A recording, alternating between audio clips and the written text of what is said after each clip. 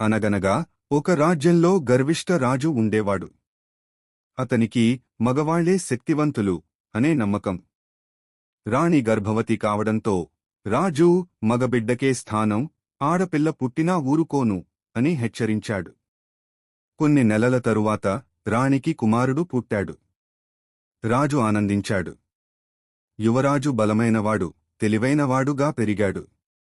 ఒకరోజు రాజు పరీక్షగా ఒక భారీ రాయిని ఎత్తేందుకు ప్రజలకు సవాల్ విసిరాడు.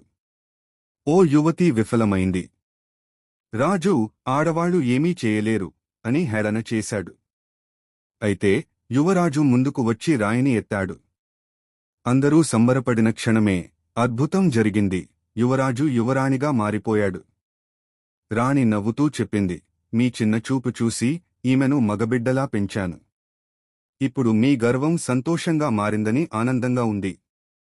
రాజు తన తప్పును గ్రహించాడు. ఇకపై ఆడ, మగ తేడా లేదు. అందరికీ సమాన హక్కులు అని ప్రకటించాడు.